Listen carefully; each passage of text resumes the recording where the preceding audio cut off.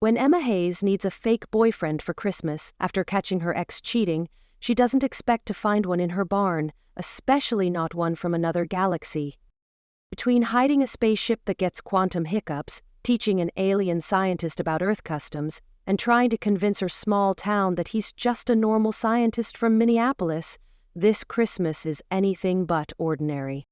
But as the lies pile up and real feelings emerge, Emma discovers that sometimes the perfect match comes from much further away than you'd expect. A heartwarming holiday tale of love, family, and spaceships with digestive issues. You're listening to The Alien in My Barn, a sci-fi holiday romance written by Ava Marten. Check out Ava's stellar kittens community on Ream for more stories. Now, let's fall in love under the stars. Chapter 1. The goats were judging me again. I could feel their beady eyes following me as I trudged through the snow, hauling their breakfast. Of course, the judgy one in front was Martha. I named her after my aunt, who had the same habit of staring disapprovingly at my life choices. Yes, I'm single again. No, I don't want to hear about the new farmhand at the Wilsons' place, I told her, dumping fresh hay into the trough. And I definitely don't want to talk about why I'm suddenly dateless for Christmas dinner. The goat bleated, unimpressed. Yeah, well, you try finding a replacement boyfriend in rural Minnesota 2 days before Christmas. I adjusted my wool hat, which was already crusted with snow. Especially after catching the original model with his tongue down his secretary's throat. The morning was bitter cold, the kind that made your nose hairs freeze and your teeth ache. But feeding time waited for no farmer, and I still had the cows to deal with. In the quiet refuge of the barn, I could escape Mom's excited glances and Nana's cheerful discussions about wedding venues and the perfect timeline for Jason's proposal. While they gleefully anticipated the day he would ask me to marry him, I hid away, carrying the weight of a broken relationship they never knew had ended. Here, I didn't have to pretend everything was perfect. I was halfway to the cow barn when I heard a high-pitched whine that made my teeth vibrate, followed by a crash that shook the ground. Martha and her judgy crew started bleating in panic. Great, if that's Tommy's kids with another science experiment. I turned toward the sound, which seemed to be coming from behind the old maple grove. The snow was deeper there, soaking through my jeans as I waded through.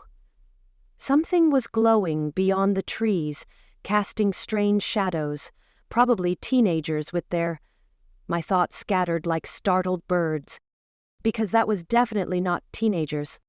What looked like a sleek silver teardrop about the size of a delivery van was half buried in the snow, steam rising from its surface. Parts of it were still glowing with an eerie blue light that made the snow around it sparkle. That's different, I managed, my voice embarrassingly squeaky. Then a section of the teardrop slid open with a soft hiss, and a figure emerged. He was tall, really tall, maybe 7 feet, with skin the color of polished ebony that seemed to have a subtle iridescent sheen. His ears tapered to slight points, partly hidden by dark hair that fell past his shoulders. His eyes, amber with pupils that reminded me of a cat's, gripped me in, and I was unable to look away. We stared at each other for a long moment. A soft meh broke the silence. Martha had followed me because of course she had. The stranger looked at the goat, then at me, then at the goat again. Finally, he spoke, his voice deep and slightly accented. I appear to be experiencing what humans call technical difficulties.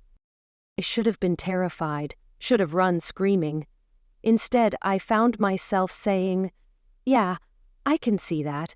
Your parking could use some work." His head tilted slightly. The landing was less than optimal due to solar flare damage to my navigation systems. "Aha." I nodded like this was a perfectly normal conversation to be having at 6 a.m. in the snow. "And you landed here because?" "Your planet's magnetic field provided the most suitable emergency landing zone," He frowned slightly. However, I did not anticipate the frozen precipitation. A hysterical laugh bubbled up in my throat. "Welcome to Minnesota in December." I gestured at his thin, metallic-looking outfit. "You might want a coat," I said. He looked down at himself, a flicker of uncertainty crossing his features. "The cold is—" he began, then shivered violently. "More intense than expected." His appearance glitched, distorting momentarily. For a brief second, he seemed entirely human, a tall, dark-haired and tanned individual standing before me. I blinked, and just as quickly as the transformation had occurred, his skin reverted to its ebony, iridescent sheen. I stood there, wide-eyed, staring at him in disbelief. Right. Before I knew it, I slipped into what my family called my fixing things mode. My movements became brisk and purposeful as I addressed him. "Okay, space traveler, here's the deal. You need to hide that ship before my brother's kids spot it and turn this into an episode of the X-Files. And you need proper clothes before you freeze solid." He looked at his ship, then at me. "I require approximately 7 Earth days to effect repairs. Would you be willing to assist?" 7 days, through Christmas, including the family dinner where everyone was expecting my successful lawyer boyfriend. A completely insane idea started forming. "I'll help you," I heard myself saying, "but I need something in return." Martha bleated again, and I swear she was laughing at me. "What assistance do you require?" he asked formally.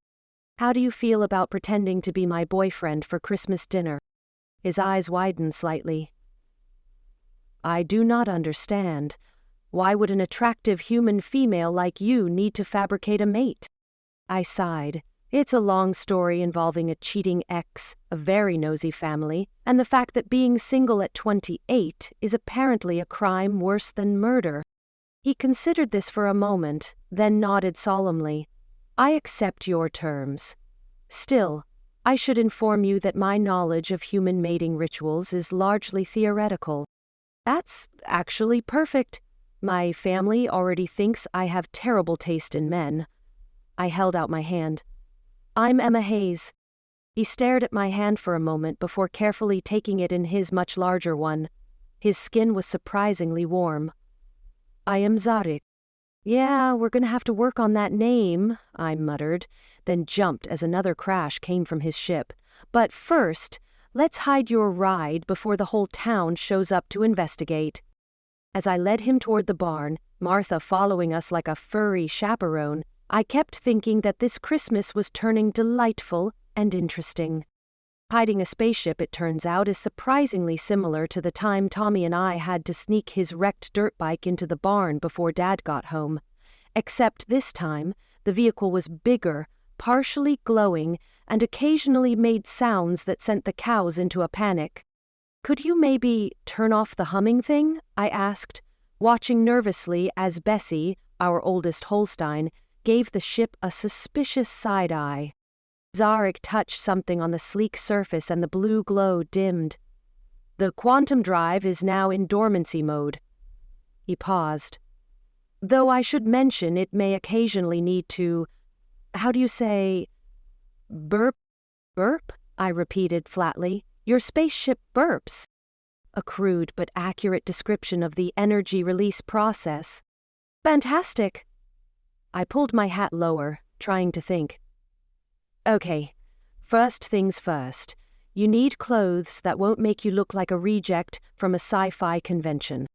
He looked down at his fitted silver outfit. "This is standard flight attire."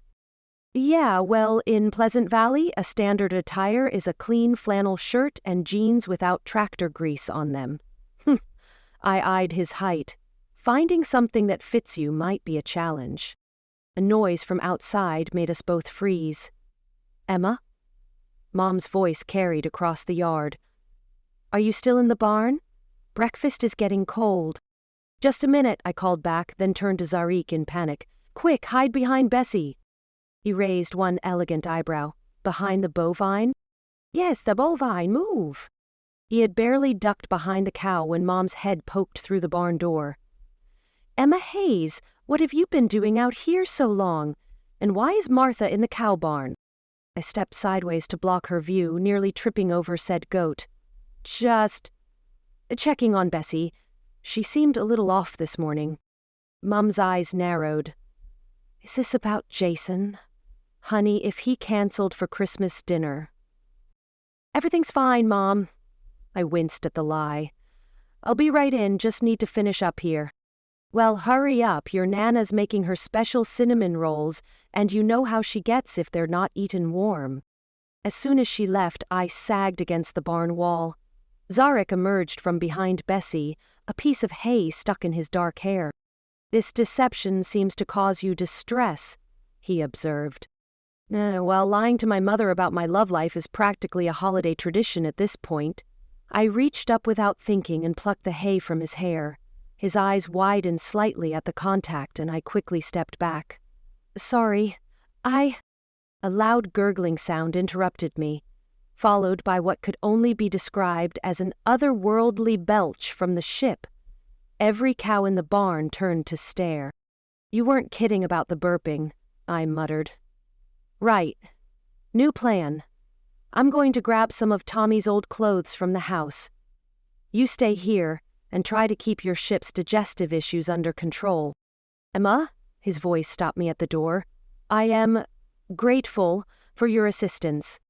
Something in his formal tone, the slight uncertainty behind it, made my heart do a funny little flip. Great. Developing a crush on an alien was definitely not part of the plan. Don't mention it, I said quickly. Really, don't mention anything to anyone. Ever. As I crunched through the snow toward the house, Martha trotting beside me like a conspirator, I tried to wrap my head around the situation. I had an alien spaceship in my barn, a fake boyfriend who looked like a model for Tall, Dark, and Literally Not From This World magazine, and exactly 2 days to turn him into a convincing human date for Christmas dinner. Mum's voice drifted from the kitchen window. Emma, the cinnamon rolls are getting cold. And I still hadn't had breakfast. Martha bleated, and I swear she was laughing at me again. Yeah, I muttered, like your love life is any better. At least the goat's ex-boyfriend hadn't cheated on her with a secretary named Brittany. But knowing Martha, she probably had standards too high for any buck in the county to meet. I looked back at the barn, where a gorgeous alien was trying to fix his ship. Mom's Christmas dinner suddenly seemed like the least of my problems. Chapter 2. By the time I returned to the barn with a stack of Tommy's old clothes, Zarek had apparently made friends with Bessie. He was running some sort of glowing device over her while she contentedly chewed her cud. Please tell me you're not about to beam my best milk cow into space, I said, dropping the clothes on a hay bale. He looked up, eyes bright with interest. Fascinating. Your primitive mammals have developed remarkable digestive efficiency. 4 stomachs, yet minimal quantum waste. Right. Well, as thrilling as Bessie's digestive system is, we need to work on your human disguise. I held up a flannel shirt. Starting with looking less sparkly. He touched his iridescent skin. This is my natural pigmentation, which is gorgeous. I mean, fine, it's fine, I stammered, feeling my cheeks heat up. But humans don't shimmer. I can adjust my epidermal response to appear more mundane. As I watched, the subtle rainbow sheen faded, leaving his skin looking suntan. That's handy. I thrust the clothes at him. Here. These might be a little short, but they're better than your space disco outfit. He examined the flannel shirt with adorable confusion. This material seems inefficient for temperature regulation. Welcome to Earth fashion, where style trumps sense every time. I turned around quickly as he started to change. So, we need to work on your backstory. We can tell my family you are a scientist from Minneapolis, but... A crash behind me made me spin back around. Zarek had somehow tangled himself in the shirt, one arm stuck awkwardly above his head. His very nicely defined chest was No, nope, not going there. I appear to be experiencing difficulty with your primitive clothing technology, he said, his usual formal tone tinged with frustration. Here, I sighed, stepping closer to help. This is the front. These are the sleeves. It's not rocket science. Indeed not. Rocket science is far more straightforward. His skin was warm under my fingers as I helped straighten the shirt. Too warm. And was that a slight electric tingle where we touched? I stepped back quickly. Okay, so your name is Zach Anderson. You're an environmental scientist doing research in the area. That explains any weird questions or behaviors. Zach? He tested the name. And I am courting you? I choked slightly. Dating. We say dating. And yes, supposedly for 3 weeks now. I see. He looked thoughtful. And what level of physical affection is expected in this pretense? The heat in my cheeks could have melted the snow outside. We'll cross that bridge when we... Emma Louise Hayes. Mom's voice made me jump. These cinnamon rolls aren't going to eat themselves. Coming, I yelled back, then turned to Zarek. Stay here. I'll bring you some food and then we can work on making you less... I waved vaguely at all of him. Alien. I find it interesting that your parent uses your full name to indicate displeasure, he observed. Is this a common Earth custom? Oh, honey, you have no idea. I headed for the door, then stopped. Just try not to scan any more cows while I'm gone. His lips twitched in what might have been a smile. I make no promises. Your bovines are remarkably intriguing. As I trudged back to the house, I was grinning. An alien scientist fascinated by cow digestion. Wait until he met the chickens. Mm-hmm. Martha watched me from her pen, judgment in her beady eyes. Not a word, I told her. Not one judgy little meh about this situation. The goat just stared, probably wondering how this ranked on the scale of my questionable life choices. To be fair, hiding an alien spaceship in the barn probably beat that time I tried online dating and ended up with a guy who collected vintage dental equipment. Sneaking food out to an alien while dodging family interrogation deserved an Olympic medal. By the time I made it back to the barn, juggling a plate of cinnamon rolls and a thermos of coffee, I'd fielded 3 questions about Jason's favorite Christmas foods, 2 about his family traditions, and 1 very specific inquiry about whether he'd mentioned anything about rings lately. I found Zarek examining the old tractor in the corner, now properly dressed in Tommy's old clothes. The jeans were definitely too short, showing a good inch of ankle, but the flannel shirt actually worked on him. Really worked. Focus, Emma. Okay, breakfast and dating 101, I announced, setting everything down on a hay bale. First lesson, humans don't typically scan their food before eating it. He lowered the glowing device he'd been pointing at the cinnamon roll. But how do you verify its molecular composition? We risk it, live dangerously. That's why we have stomach medicine. He picked up the roll carefully, studying it. Your mother seemed quite insistent about the temperature requirements of this sustenance. Because Nana's cinnamon rolls are practically a religious experience when they're warm, I demonstrated by taking a big bite of mine. See? Perfectly safe. He mimicked my action, then went completely still. His eyes widened. Are you okay? I asked, suddenly worried. Oh God, you're not allergic to cinnamon, are you? Can aliens even have allergies? This, he swallowed, looking at the roll with something like wonder. This is extraordinary. The combination of textures, the chemical reactions with your taste receptors. He took another bite, larger this time. We have nothing like this in the Galactic Alliance. I laughed. Wait until you try Mom's apple pie. There are more such delicacies? He was already finishing the roll, looking at the remaining ones with undisguised interest. Down, boy. We need to work on your cover story first. I pulled out my phone. I've got about an hour before anyone comes looking for me again.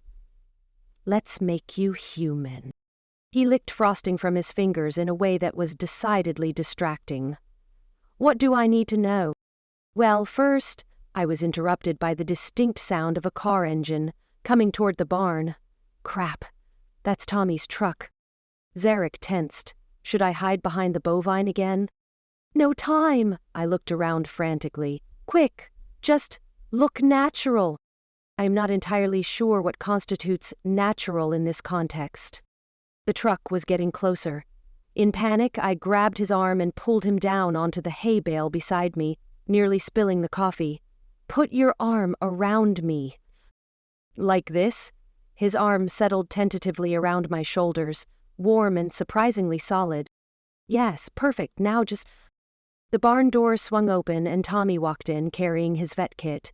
He stopped dead at the sight of us. Well, my brother said slowly, a grin spreading across his face, this isn't Jason. I felt Zarek tense beside me. Mentally cursing whatever cosmic joke had led to this moment, I forced a smile. Tommy, this is Zach. Zach Anderson. I swallowed hard. My boyfriend. Tommy's grin widened. Boyfriend?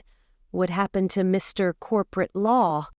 I felt Zoriak's arm tighten slightly around my shoulders, somehow steadying. It didn't work out. Aha! Tommy's eyes swept over Zarik, probably noting the too short jeans and familiar flannel shirt. And you've been hiding your new man in the barn because... I wanted to surprise everyone. The words tumbled out too fast. At Christmas dinner. You know how Mom gets about surprises. Ooh, Mom's going to be surprised, all right. Tommy set down his vet kit. So, Zach, what brings you to our little corner of Minnesota? Zarik straightened beside me, slipping into what I was starting to recognize as his diplomatic voice. I am conducting research on local ecological systems, particularly the fascinating digestive processes of your bovine species. Tommy blinked. You're studying cow digestion? Among other things, Zarik said smoothly. Emma has been most helpful in facilitating my research. I bet she has, Tommy muttered, then louder. And how did you two meet? At the feed store, I jumped in quickly. He was asking about local farming practices. For my research, Zarik added helpfully. Tommy looked between us, his expression way too amused. Right. Well, I just came to check on Bessie's hoof, but clearly you two are busy. We were just having breakfast. I gestured at the remaining cinnamon rolls, then realized that probably didn't help my case. In the barn, at 7 a.m., in December. Tommy's grin was reaching dangerous levels. Wait until Sarah hears about this. Tommy, don't you dare. Relax, sis. Your secret barn boyfriend is safe with me. He picked up his kit, heading for Bessie's stall. You might want to tell Mom about this. She hasn't received a confirmation from Jason's parents for Christmas dinner, so I gave her his mom's number. She was going to call her today. As soon as Tommy was out of earshot, I buried my face in my hands, letting out a frustrated sigh. This is a disaster!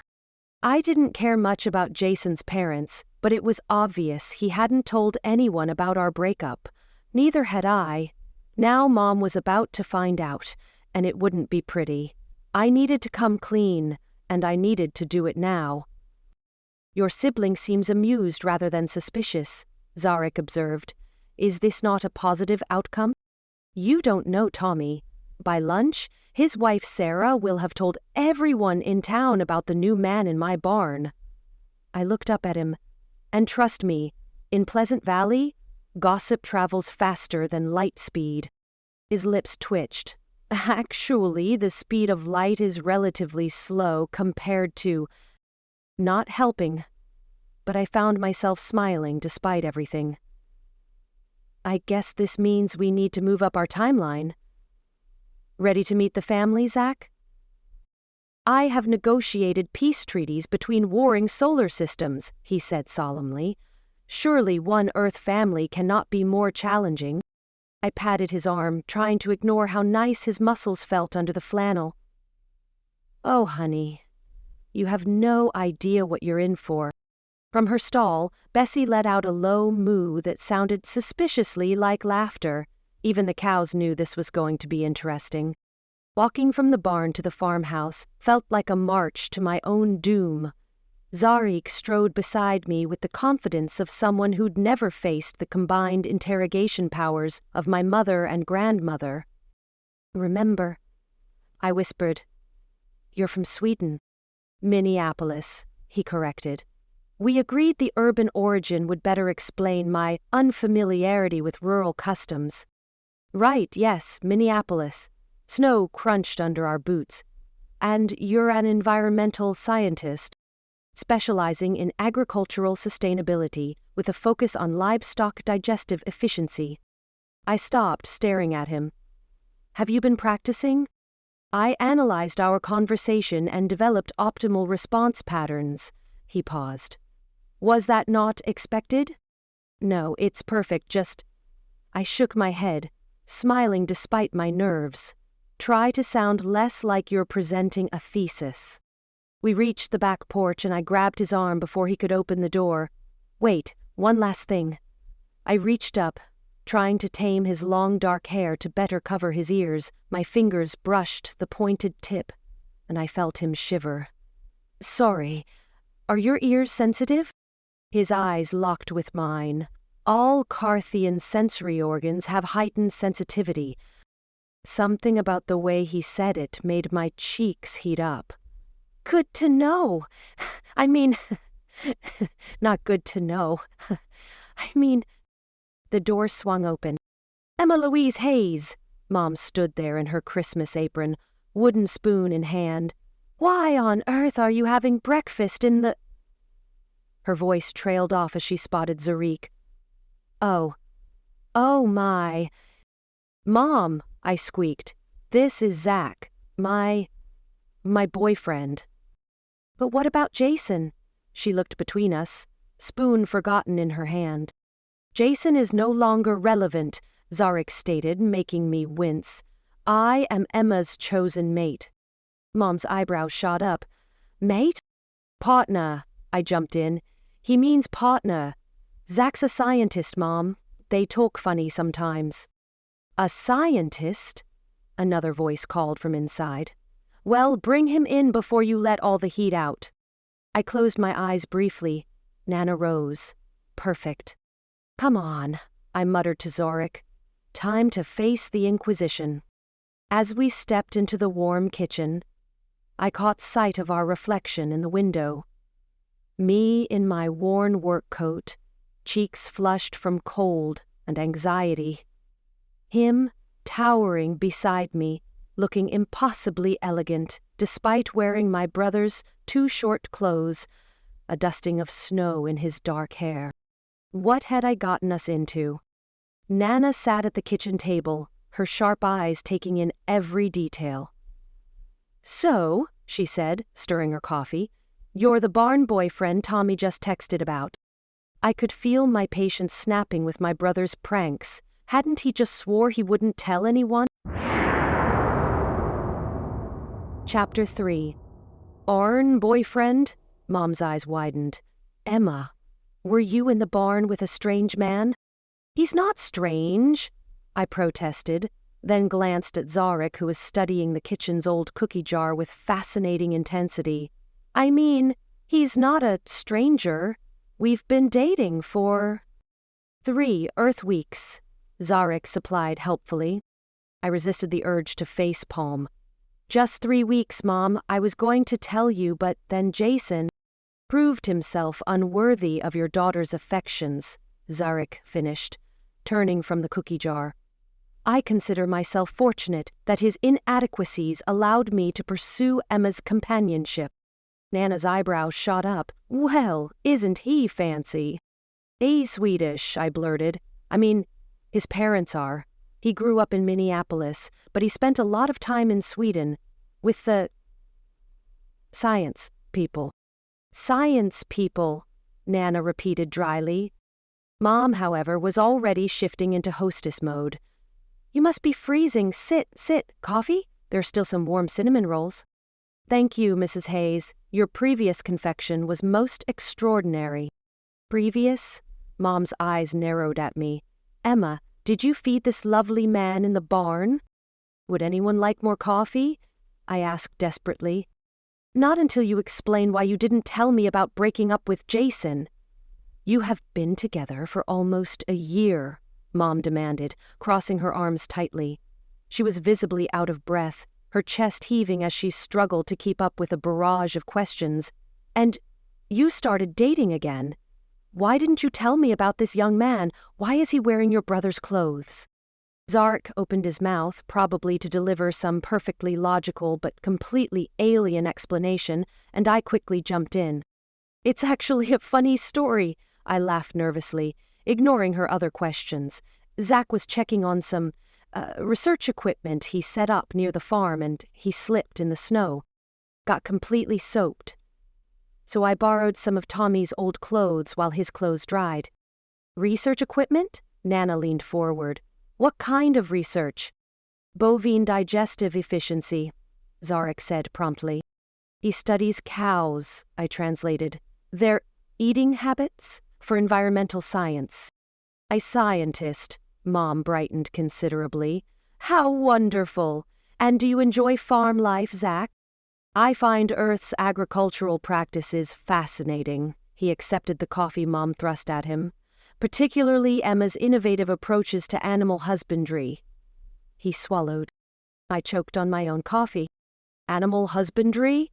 Nana's eyes twinkled dangerously. Is that what they're calling it these days? Nana. What? I'm just taking an interest in your young man's research. She stirred her coffee innocently. I must say, he's a bit different from your usual type. Yes, Mom agreed, her eyes carefully studying Zarek's attire. Much more sophisticated. She paused, giving his outfit a critical once-over. His clothes could use some work, though. She muttered the last part under her breath. Zarek looked down at his borrowed outfit. Are these garments not appropriate for rural courtship rituals? 3 pairs of eyes stared at him. He means farm dating, I said quickly. Swedish translation thing. More coffee, anyone? The back door banged open, saving me from further explanation as Dad stomped in, shaking snow from his boots. Tommy says there's a strange man in my barn, he announced, then spotted Zarek. Ah, you must be him. Zarek stood, somehow managing to look regal despite the too short jeans. Sir, I am Zach Anderson, your daughter's chosen... He caught my panicked look. Boyfriend. Dad looked him up and down. The lawyer? Oh dear, Mom said. This is the new one. The scientist. He studies cow digestion. Dad hung up his coat. Better than a lawyer, I suppose. You know how to milk a cow? I am eager to learn your Earth customs, Zarek said solemnly. Dad blinked. Earth customs? American, I practically shouted. He means American customs, because of the Swedish thing, which I definitely explained, remember? About the Sweden science stuff? Nana's coffee cup couldn't quite hide her smirk. Oh, this is fun. Oh, Zach, Mom said, placing a fresh cinnamon roll in front of him. Will you be joining us for Christmas dinner, since... The look she gave me clearly demanded an explanation about that situation, but Zarek spoke before I could fumble through another lie. I would be honored to participate in your winter fertility festival. The kitchen went silent. Even the old clock on the wall seemed to pause its ticking. Our what now? Dad asked over his coffee mug. Christmas dinner, I jumped in. He means Christmas dinner. Zach's been researching traditional holiday customs, academically. For science. For science, Nana echoed, looking far too amused. Of course. Speaking of science, Mom said brightly, clearly deciding to ignore the fertility festival comment. What made you choose cow digestion as your specialty? Zarek's face lit up with genuine enthusiasm. The multiple stomach system is a remarkable adaptation. The way these creatures convert basic organic matter into sustainable energy through bacterial fermentation is truly Maybe save the technical details for later, I interrupted, seeing Dad's glazed expression. Way later. Do you have family in the area, Zach? Mom asked, already shifting into Christmas planning mode. They're welcome to join us, of course. My family unit is currently located at a considerable distance. In Sweden, I added quickly. Minneapolis, he corrected at the same time. We looked at each other.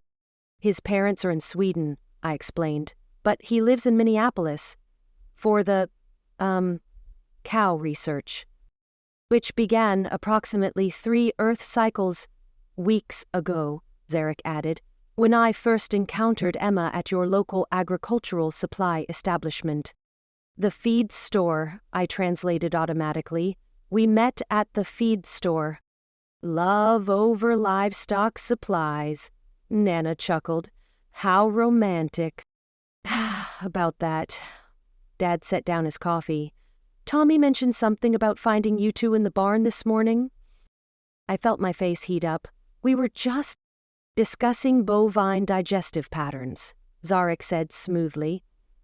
Emma's insights into local farming practices have been invaluable to my research. Oh, in my time we called it something else, Nana muttered into her coffee. Mom, meanwhile, was practically glowing. A scientist, so much more suitable than a lawyer. Perhaps, Zarek said, Emma could assist me in acquiring more appropriate attire for your winter celebration ritual. What a wonderful idea, Mom beamed. You two could drive into town today. Sarah's boutique just got in some lovely holiday sweaters. The thought of taking Zarek into Sarah's shop and facing Tommy's gossip-loving wife made my stomach drop. But before I could protest, the distinctive sound of a spaceship burping echoed faintly from the barn.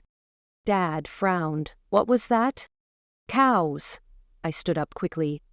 Probably Bessie. Having, cow issues. We should check on that, right now. Come on, Zach. I practically dragged Zarek from the kitchen, ignoring Nana's knowing chuckle behind us. Well, Mom called after us, don't forget about shopping. Sarah's open until 6. As we hurried toward the barn, snow crunching under our boots, I heard Dad say, Is it just me or does that boy talk kind of funny?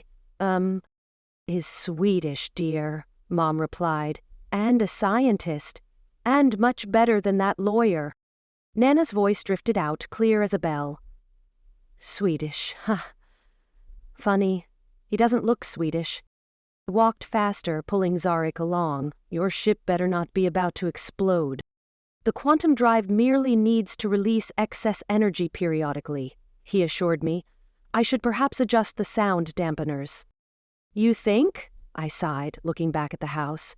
Also, Winter Fertility Festival? Really? Is that not an accurate description of your December celebrations? The decorated tree represents renewal of life. The exchange of gifts symbolizes.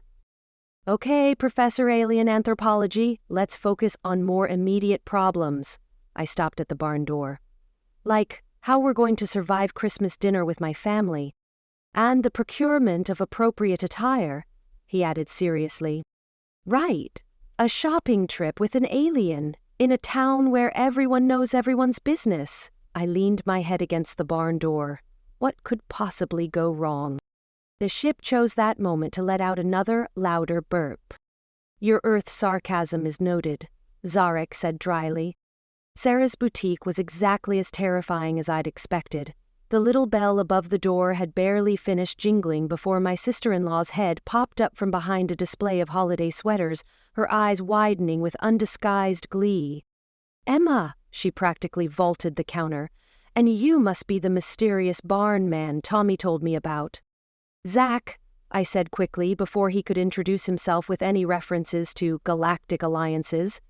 My boyfriend, who needs clothes. Normal clothes. For Christmas dinner.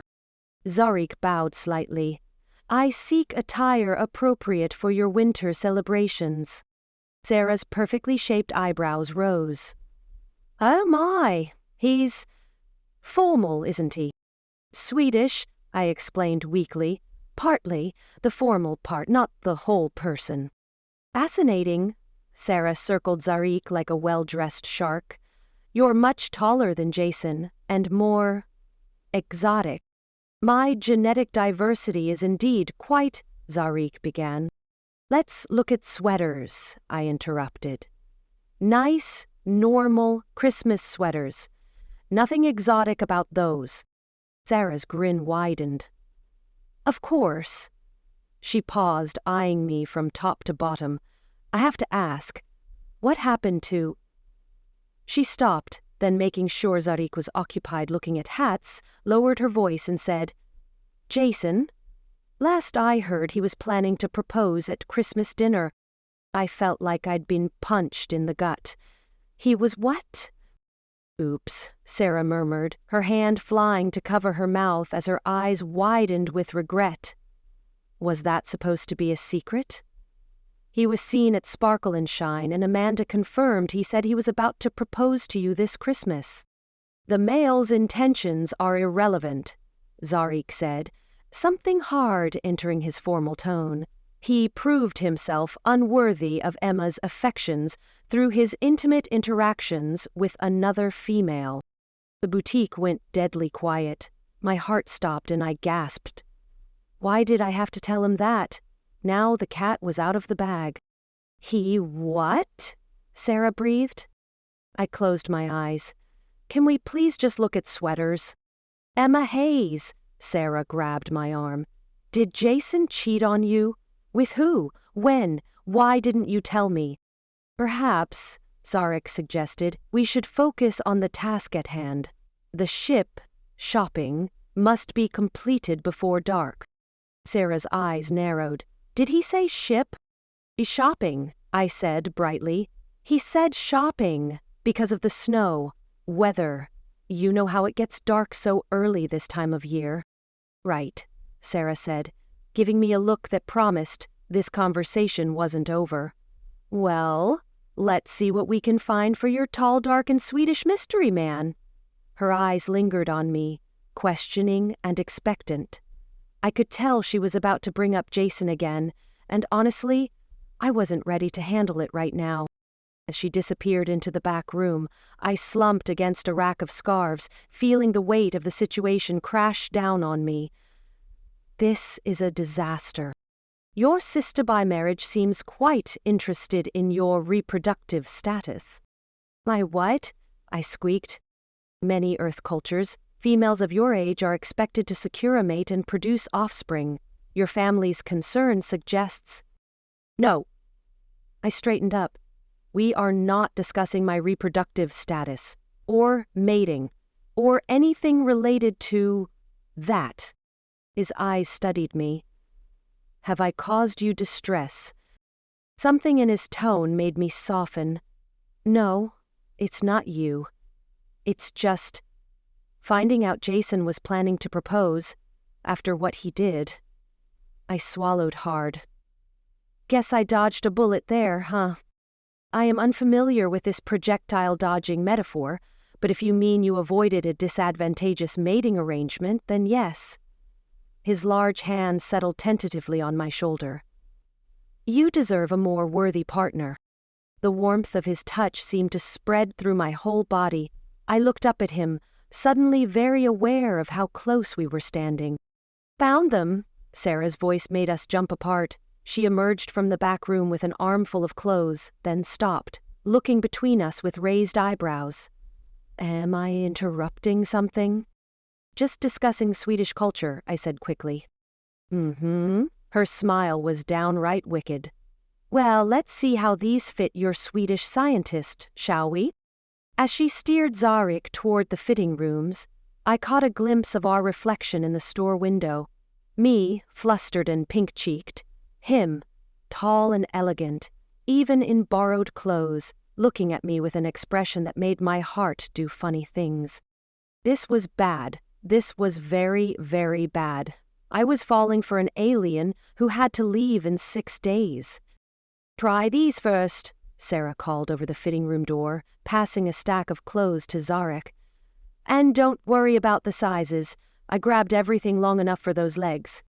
I sat in the waiting area, trying not to think about the alien behind the door, attempting to navigate Earth clothing.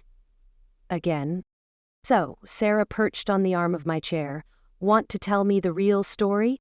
What do you mean? I focused very intently on a rack of scarves. Emma, she lowered her voice, I've known you since kindergarten. You're a terrible liar. And this guy?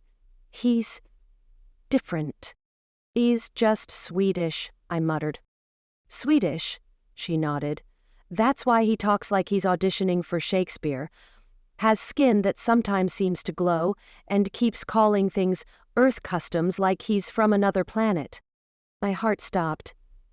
I don't know what you're... The fitting room door opened, and we both turned to look. My words died in my throat. Zorik filled the doorway, wearing dark jeans that actually fit his long legs and a deep blue sweater that made his tanned skin glow. He'd tied his dark hair back, revealing just a hint of his pointed ears. Is this attire more suitable for your winter celebrations? He asked. Sarah whistled low. Oh, honey, that's suitable for any celebration. I realized I was staring and quickly closed my mouth. Yes, very suitable. Perfect. We'll take it. Don't you want to see the other options? Sarah's grin was pure evil. I have a lovely Christmas sweater with actual twinkling lights. No. I stood up quickly. This is fine. Great. We should go. Because of the cows. The bovines do require regular attention, Zarek agreed seriously. Sarah's eyes narrowed. You know what? I'm just going to grab something from the back. Don't go anywhere. As soon as she disappeared, I grabbed Zarek's arm. We need to leave, now. But the transaction... I'll come back later. Or send Mom. Just... Emma Hayes. Sarah's voice rang from the back room. Don't you dare. I have questions. Run, I whispered, already pulling him toward the door. We burst out onto the snowy sidewalk, the shop's bell jingling merrily behind us. I heard Sarah calling after us, but I didn't stop until we'd rounded the corner. Your flight response seems excessive, Zarek observed as I leaned against a brick wall, catching my breath. Sarah's like a bloodhound with secrets, and you're a pretty big secret. I peeked around the corner. Also, your skin is doing the shimmer thing again. He quickly adjusted his appearance, then looked down at his new clothes. Should we not have completed the financial exchange? Mom has a store account. Sarah will just... I trailed off, noticing several people across the street staring at us. Great, more gossip for the rumor mill. Your small social unit seems very interested in information exchange. You have no idea, I sighed, studying him in his new outfit. The sweater really did look unfairly good on him. We should get back to the farm. Your ship probably needs whatever it is that spaceships need. The quantum drive requires periodic maintenance, yes. He paused. However, I find myself reluctant to terminate our current interaction. I looked up at him sharply. What? Those amber eyes met mine, holding something that made my breath catch. Your company is... pleasant. Oh, I swallowed hard. You're pleasant too. I mean, your company is... pleasant. A loud engine sound made us both jump. Tommy's truck rolled past, my brother grinning and waving from the driver's seat. We should really get back to the farm, I said quickly, stepping away from Zarek, before any more of my relatives spot us. But as we walked to my truck, our shoulders occasionally brushing, I couldn't help wondering if Sarah was right. There was definitely something different about Zarek. And it wasn't just the alien part. Chapter 4. The drive back to the farm was quiet, broken only by the old truck's familiar rattling and the occasional question from Zarek about Earth vehicles. Your combustion engine seems remarkably inefficient. And why does this device produce such concerning sounds? We were almost home when he suddenly sat up straighter. there's a new vehicle in your dwelling area." I peered through the snow-dusted windshield at the sleek BMW parked in our driveway. My heart dropped. "No, no, no," I muttered, gripping the steering wheel tighter. "This is not happening." "You appear distressed. Is this vehicle significant?" "It's Jason's car." I pulled up beside the barn, killing the engine. "Which means he's here. Which means—" "Your former mate has come to reclaim you," Zarek said, something dangerous entering his tone. "He's not reclaiming anything," I snapped, then took a deep breath. "Sorry, I need a minute to think." But before I could form a plan, the farmhouse door opened. Jason stepped out onto the porch, looking exactly as I remembered: perfectly styled hair, expensive coat, and an expression that said he was doing everyone a favor by being there. "Emma," he called out, starting toward us. "We need to talk." "Oh, now he wants to talk," I muttered, slumping in my seat. Zarek's hand covered mine where it still gripped the steering wheel. A slight tingle of electricity passed between us. "Would you like me to remove him from your territory?" The offer was tempting. "No, I should handle this. Just stay in character and try not to accidentally reveal any advanced alien technology." "I will endeavor to appear suitably primitive." Despite everything, that made me smile. Then Jason reached the truck and my smile disappeared. "What's going on?" He looked at Zarek, frowning. "Your mom said something about a scientist?" I took another deep breath and opened the door. "What are you doing here?" I asked, stepping out into the snow. Zarek unfolded himself from the passenger side, drawing up to his full, impressive height. Jason's eyes widened slightly. "I came to explain. About Brittany. It wasn't what you think." "What I think?" I demanded, feeling heat flush my cheeks. "It took you 3 weeks to talk about this?" I laughed mirthlessly, my eyes narrowing with irritation.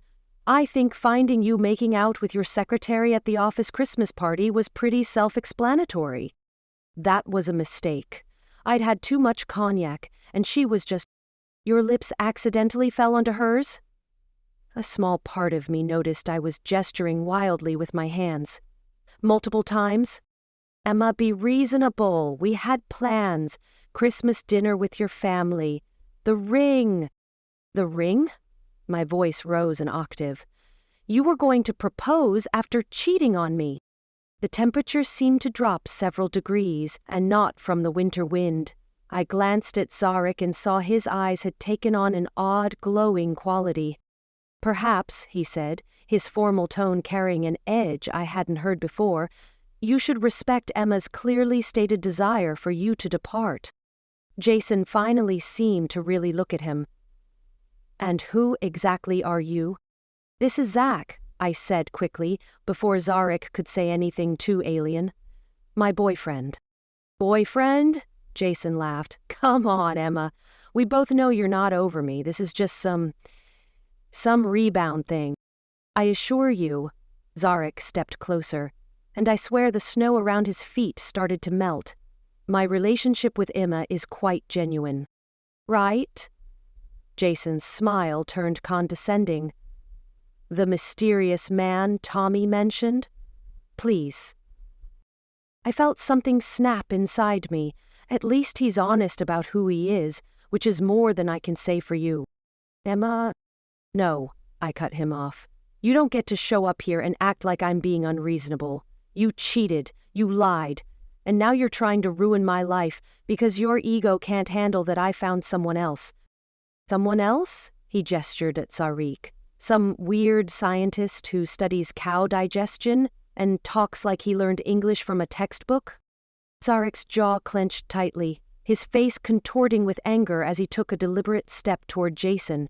His eyes narrowed, and instinctively I reached out and grabbed his arm firmly, halting his advance.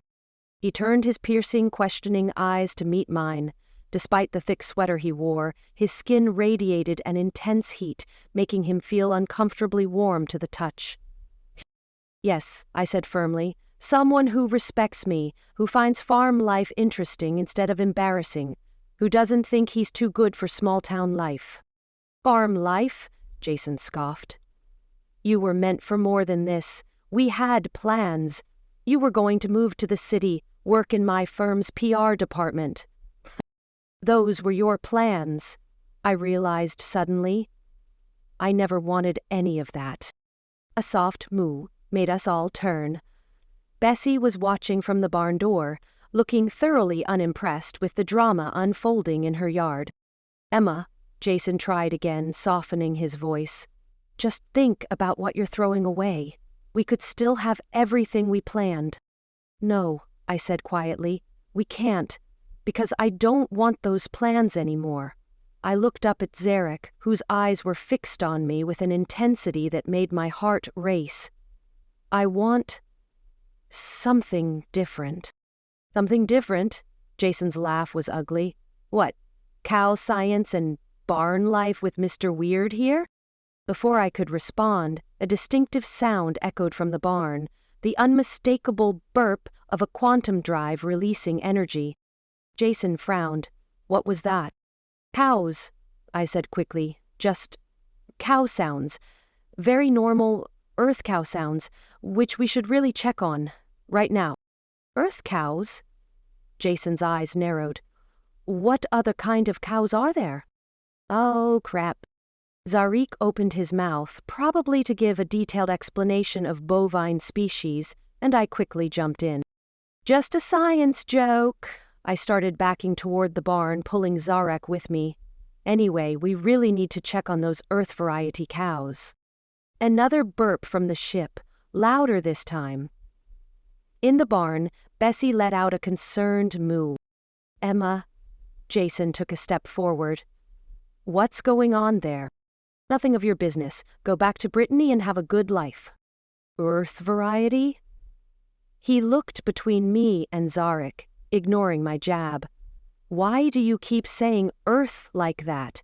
And what's wrong with his eyes? I glanced up at Zarek and bit back a curse.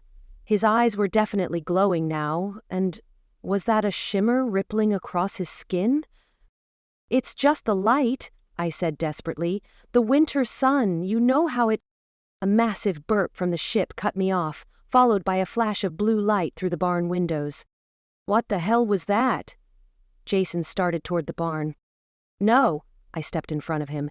You can't go in there, because of the... cow quarantine. Cow quarantine.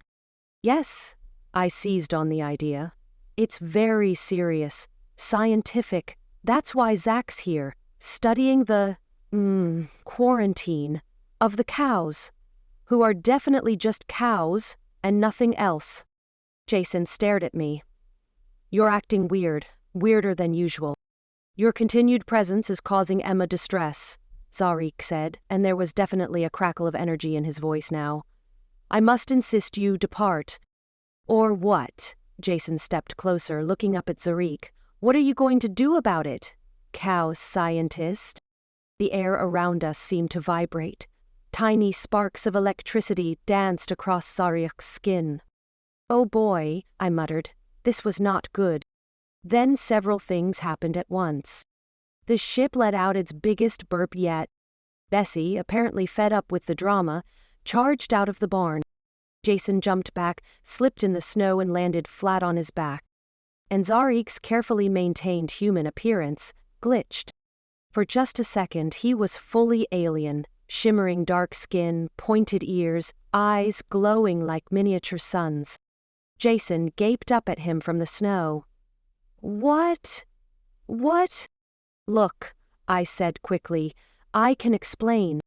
But Jason was already scrambling to his feet and running for his car, slipping and sliding in the snow. He practically dove into the BMW, and I'd never seen a luxury vehicle pull out of a driveway so fast.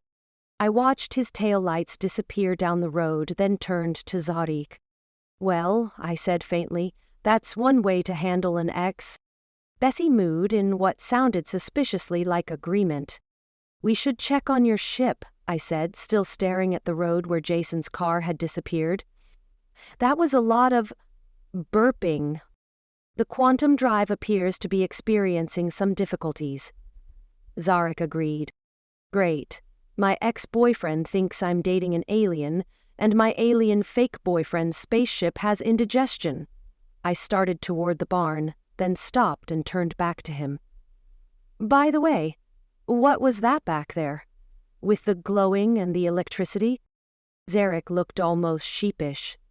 My species has certain protective instincts when our chosen companions are threatened. Chosen companions? I squeaked. For the pretense, he added quickly. Of course. Right, the pretense. I ignored the way my heart did a little flip. Let's just check on your ship. Inside the barn, the silver teardrop was definitely glowing brighter than usual.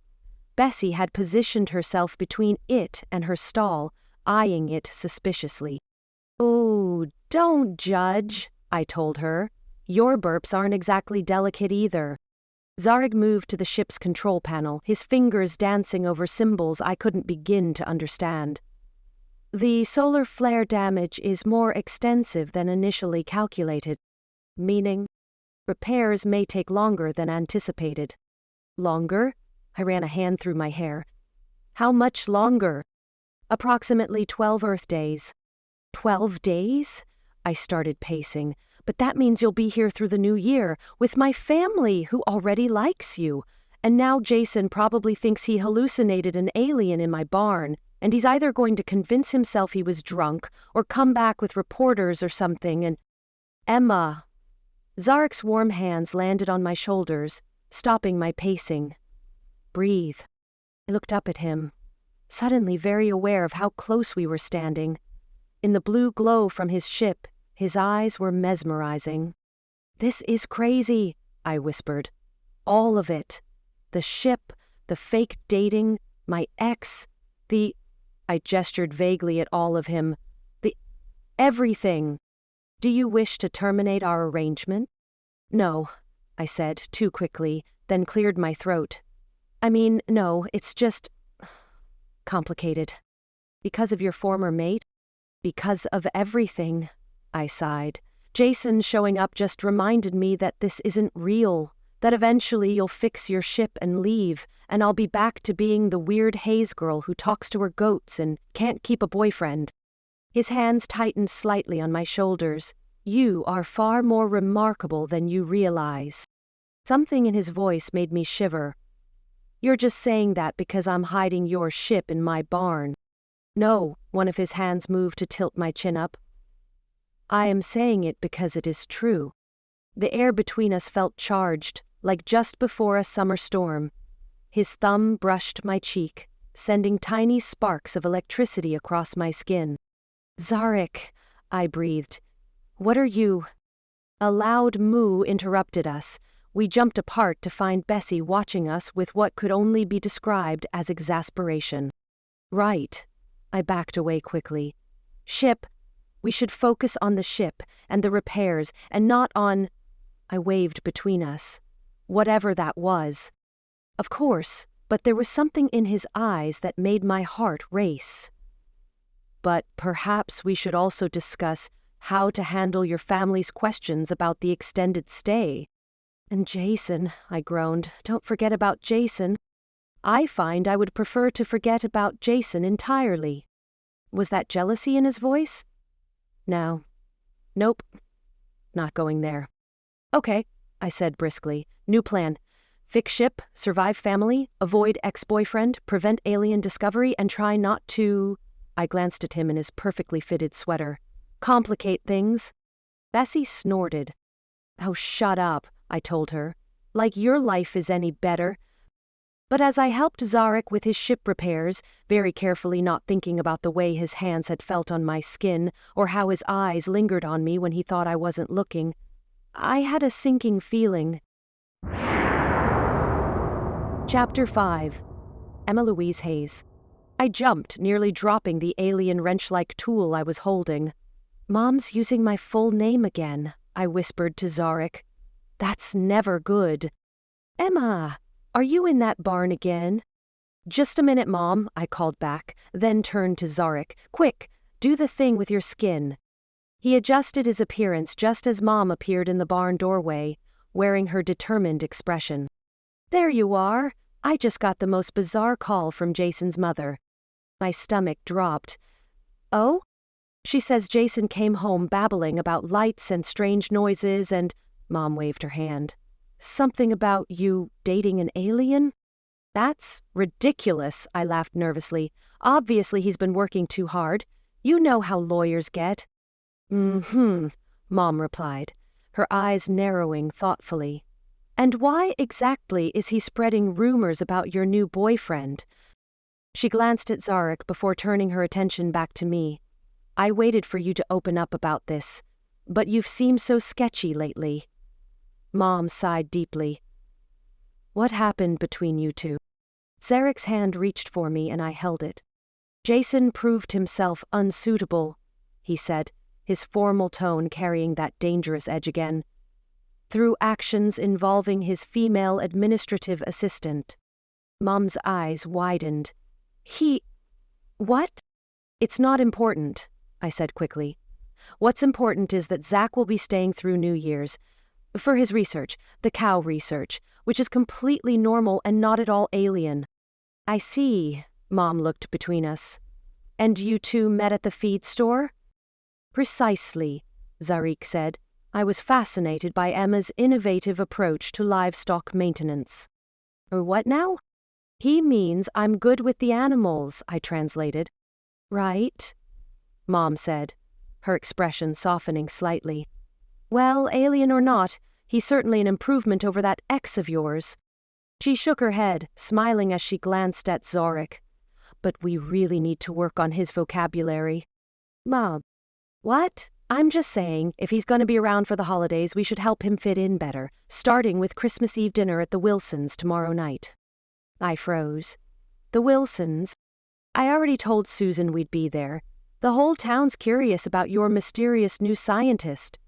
Mom smiled brightly. It'll be fun. She headed back to the house, humming Christmas carols. I slumped against Bessie's stall. The whole town, I muttered. At the Wilsons, where we'll have to convince everyone you're a normal human scientist who just happens to talk like a textbook and your skin occasionally shimmers. This causes you concern? Concern? No. This is way past concern. This is full-blown panic. I looked up at him. The Wilsons' Christmas Eve party is like small-town social Olympics. Everyone will be watching us, judging us, gossiping about us. Then we must ensure our performance is convincing. He stepped closer, and that electric tingle returned to the air. Perhaps we should practice. Practice? My voice came out embarrassingly breathy. Practice what? Behaviors expected of a courting couple. His eyes held mine. To maintain our deception. Oh, I swallowed hard. Right. The deception. Oh. He moved closer still, one hand coming up to brush my cheek. For instance, public displays of affection are common among human couples, correct? Yes, I managed, but we don't have to. It would make our pretense more believable, he murmured, now close enough that I could feel the warmth radiating from his skin. True, I whispered. Very logical. I find, his thumb traced my lower lip, sending sparks dancing across my skin. I am having difficulty maintaining logical thought processes around you. My heart was pounding so hard I was sure he could hear it. That's not very scientific of you. No, he agreed, leaning down. It's not. His lips were inches from mine when a loud bang made us jump apart. Tommy stood in the doorway, grinning like he'd just won the lottery. Don't mind me, he said cheerfully. I just wanted to see if you were okay. He laughed maniacally. You two should get back to your research, and closed the barn door. I was going to kill my brother. Right after I figured out why my alien fake boyfriend's almost kiss felt more real than any kiss Jason had ever given me, and why I wanted him to try it again. That night I slept very poorly and found myself up in the barn before 4 a.m., both to do my chores and to see Zarek. He had slept inside his ship and came out as soon as he heard me. Without much conversation, he began helping me feed the animals. "Emma," Mom's voice carried across the yard. "Don't forget we need to be at the Wilsons by 6. I was currently under Zarik's ship, helping him replace something that looked like a glowing crystal mixed with a computer chip. After the almost kiss incident, we'd been tiptoeing around each other all morning, buried in repair work. You do not seem enthusiastic about this social gathering," Zarik observed, handing me an alien screwdriver. "The Wilsons' Christmas Eve party is like... Imagine the most stressful diplomatic meeting in the galaxy, but with more ugly sweaters and passive-aggressive comments about your life choices. I have negotiated peace treaties with species that communicate entirely through toxic spores," he said confidently, a hint of pride in his voice. I stared at him, unblinking, trying to process his words. "You are serious," I stammered, as I searched his face for any sign of a joke. He simply tilted his head, his eyes narrowing as he stared back. "Right, but trust me, Susan Wilson asking why you're still single in front of the entire town is not easy too," I continued, a smirk playing on my lips. He fell silent for a moment, his expression turning more serious. "You are concerned about maintaining our deception," he said, his tone softening. I sighed, sliding out from under the ship to look at him. "I'm concerned about everything. Jason probably told his whole family about seeing an alien, Sarah definitely suspects something, and now we have to convince the entire town we're a normal couple. We could practice again," he suggested, his eyes intense.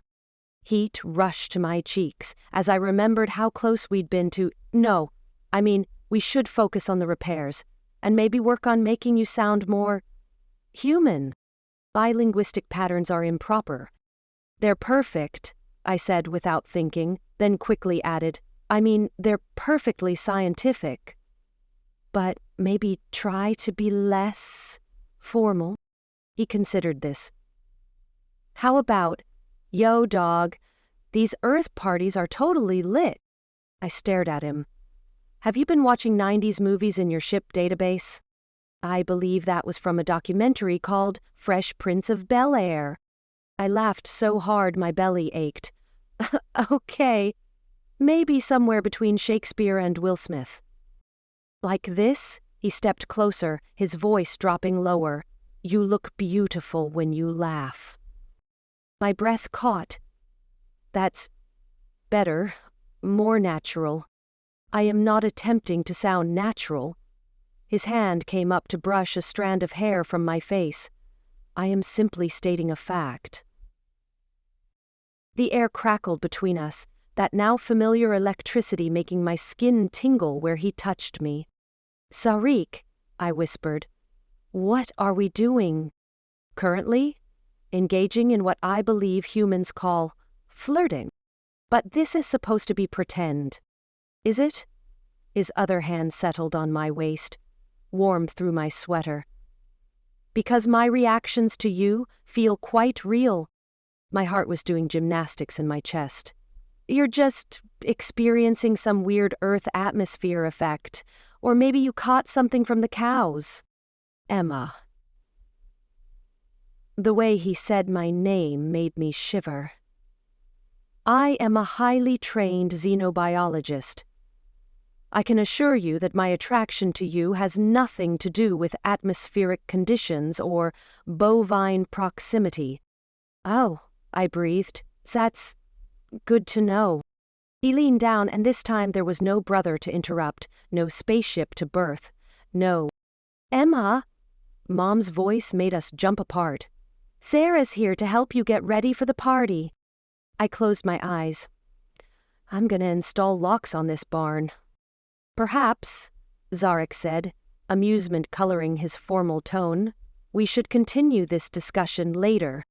"Right, the party," I backed toward the door, "where we have to convince everyone we're a normal couple while trying to hide that you're an alien. And dealing with whatever rumors Jason's spread, and..." I stopped. "Are you laughing at me?" "I would never," he said solemnly, but his eyes sparkled. That would not be proper protocol. I pointed at him. Now you're definitely laughing at me. His smile, when it came, was like watching stars come out. Perhaps, but only because you are remarkably endearing when flustered. You're not, I threw up my hands. I have to go get ready. Try not to let your ship burp loud enough for the neighbors to hear. As I hurried toward the house, I heard him call after me. I make no promises about the quantum drive's energy release processes. I was grinning like an idiot when I reached the porch. This was bad. This was very, very bad. Because pretending to date an alien was one thing, actually falling for one, that was something else entirely. Chapter 6.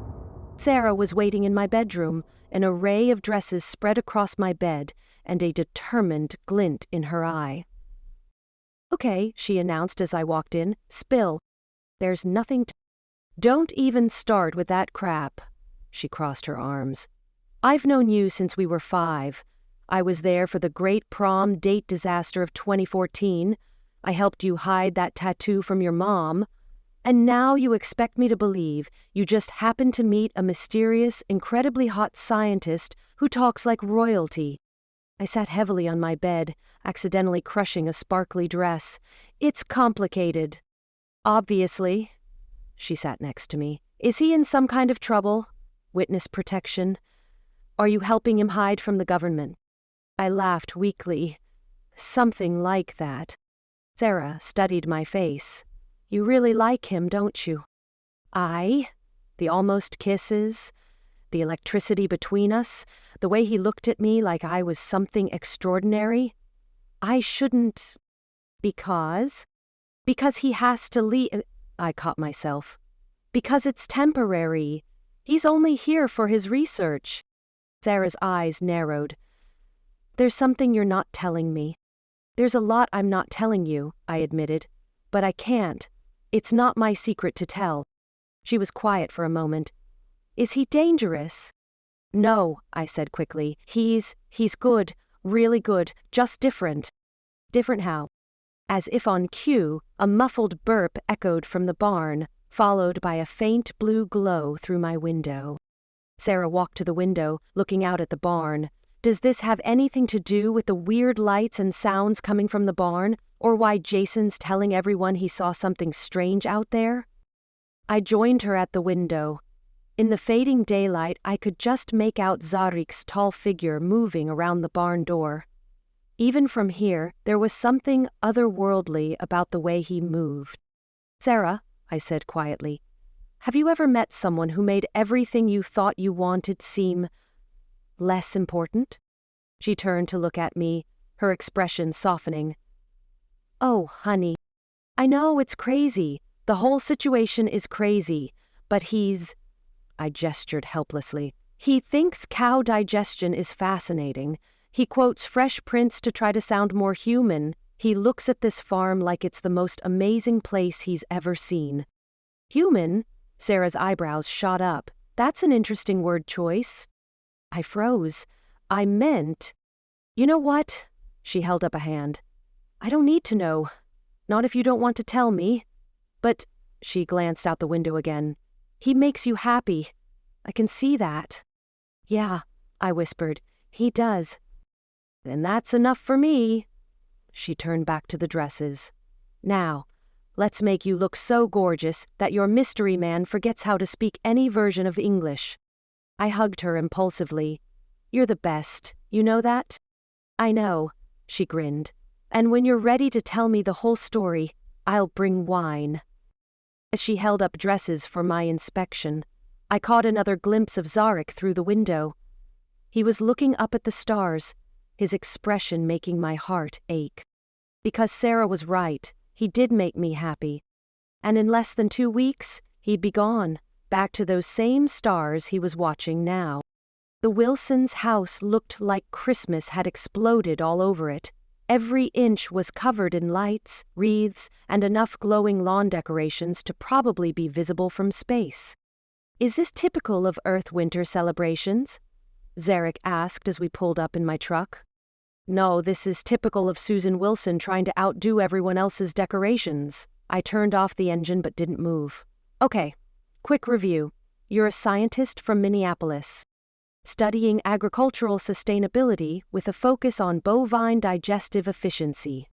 Right, and we met at the local agricultural supply establishment 3 Earth weeks ago. Feed store. Just say feed store. I adjusted his collar nervously and tried to sound less alien. I was going to say formal. I smiled, though, yeah, that too. He caught my hand where it was fiddling with his collar, sending that now familiar tingle through my skin. Emma? You appear to be experiencing anxiety about this social engagement. That obvious, huh? His thumb traced patterns on my palm. Your heart rate is elevated, your breathing is shallow, and you have adjusted my clothing approximately 17 times in the past 5 minutes. Ah, great. Even my nervous habits are giving away that you're not human. I tried to pull my hand away, but he held on.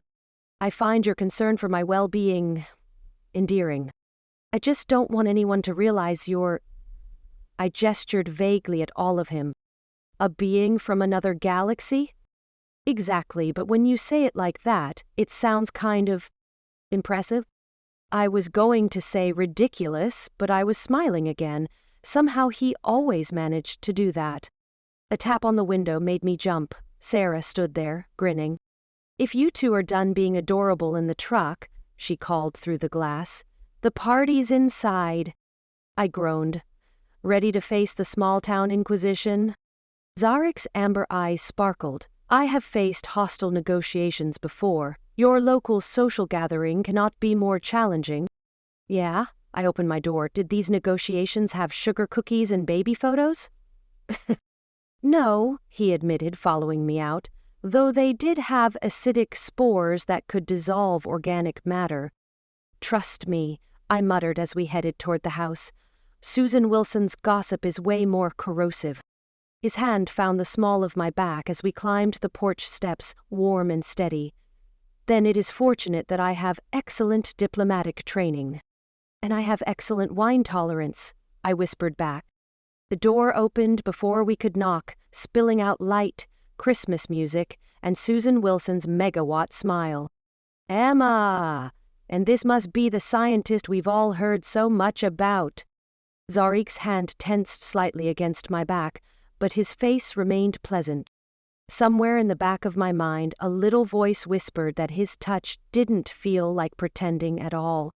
The Wilsons' foyer was packed with what seemed like half the town, all of them trying very hard to look like they weren't staring at us, and failing miserably.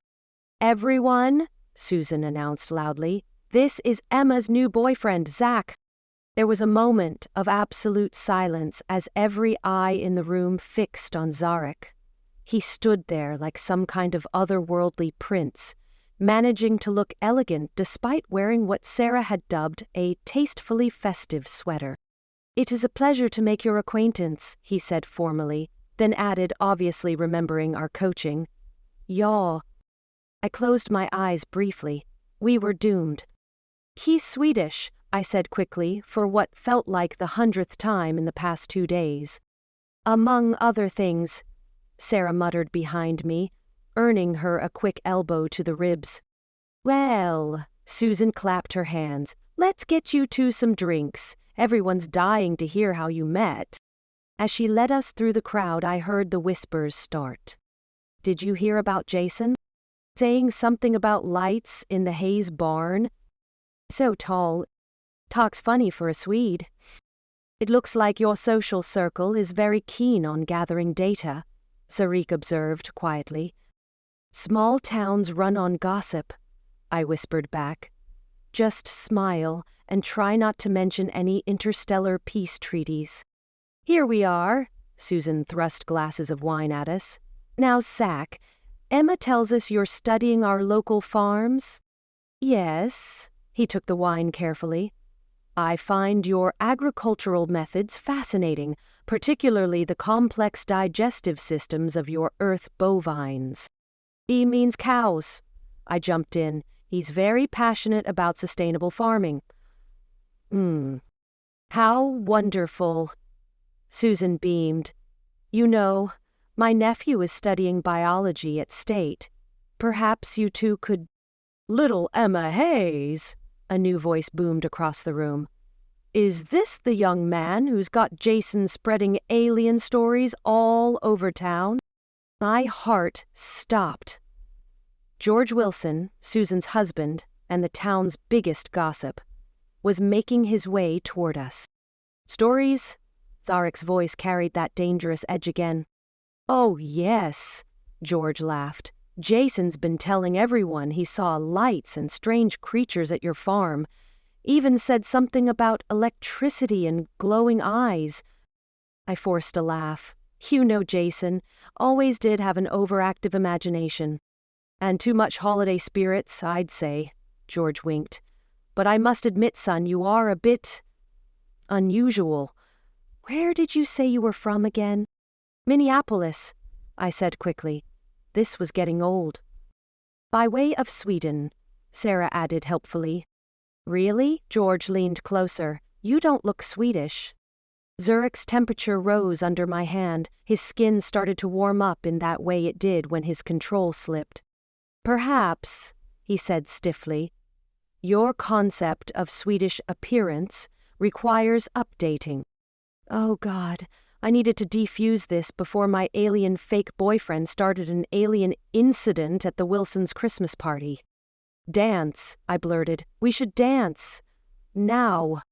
Without waiting for a response, I grabbed Zarek's arm and pulled him toward the area where couples were swaying to White Christmas. Your heart rate has increased again, he murmured as I practically pushed him into position.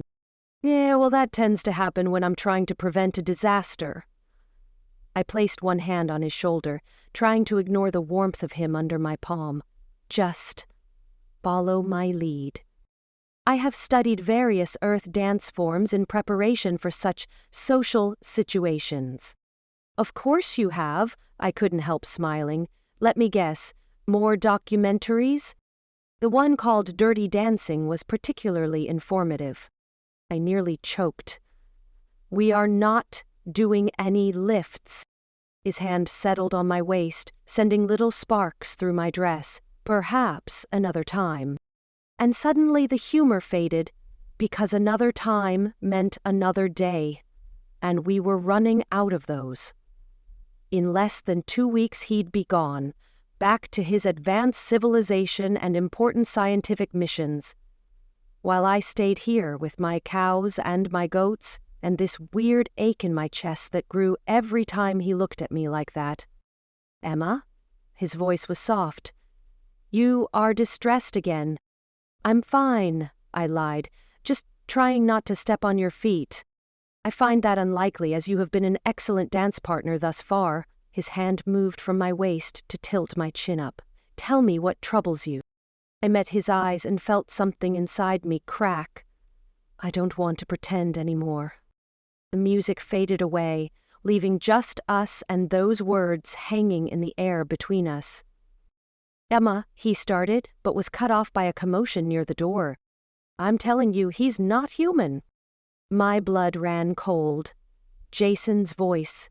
Because of course he'd show up now. He's got some kind of powers or something, Jason was saying loudly to anyone who would listen. I saw it with my own eyes. People were turning to stare, first at Jason, then at us. Zarek's hands tightened on my waist. Should I? He began. No, I hissed. Just stay here. I'll handle this. I turned to face Jason, who looked decidedly rumpled and maybe a little drunk. You need to leave. Not until everyone knows the truth. He pointed at Zarek. He's not who he says he is. You're drunk, I said firmly. Go home. Oh, I'm drunk? Then how do you explain the lights, the electricity, the way his eyes glow? The party had gone dead silent. I could feel everyone watching us. The only thing glowing right now is your breath. Sarah stepped up beside me. How many eggnogs have you had? I know what I saw. He started forward, but Tommy blocked his path. Think you've had enough excitement for one night, buddy. my brother said quietly. Ask them about the barn. Jason was getting desperate now. Ask them what they're hiding in there. Cows, Tommy said dryly. We're hiding cows in the barn. You know, those mysterious alien creatures that eat grass and go moo. A few people chuckled. I saw the moment Jason realized he was losing his audience. Emma, he tried a different approach, his voice softening. Come on, you know this isn't right. This isn't normal. Zarek moved behind me, a solid warmth at my back, and suddenly I was tired. Tired of pretending, of hiding, of caring what everyone thought. Normal. I stepped toward Jason. You want to talk about normal? Was it normal to cheat on me with your secretary? Was it normal to plan to propose after that? Is it normal to show up drunk at a party, spreading crazy stories because your ego can't handle that I found someone else? Someone else? He laughed bitterly. He's not even human. No, I said quietly. He's better. I heard the collective gasp, felt Zarek go very still behind me. He's kind, I continued. And brilliant. And he thinks my farm is fascinating instead of embarrassing. He treats my animals with respect, makes my family laugh, and looks at me like I'm something extraordinary. I took a deep breath. And maybe he is different. Maybe he talks funny and doesn't quite fit in. But you know what? Neither do I. The room was so quiet you could hear the Christmas lights humming. Then Sarah started clapping. Tommy joined in, then George, and Susan, then others. Someone in the back whistled. Jason stood there, mouth opening and closing like a fish. Finally, he turned and stumbled out, the door slamming behind him. I didn't realize I was shaking until Zarek's arm slid around me from behind. That, he murmured in my ear, was a most impressive display of diplomatic skill. I leaned back against him, not caring who saw. Yeah, well, I learned from the best. Did you mean it? His voice was low, just for me. What you said. I turned in his arms to face him. Every word. His eyes began to glow softly, not the angry glow from earlier, but something warmer, like sunset through honey. Then perhaps, he said, we should continue our earlier conversation about no longer pretending. And there, in the middle of Susan Wilson's Christmas party, with half the town watching and Silent Night playing softly in the background, my alien fake boyfriend bent down and kissed me. Real sparks literally flew, someone's phone short-circuited, and I didn't care about any of it, because this was definitely not pretend. Chapter 7.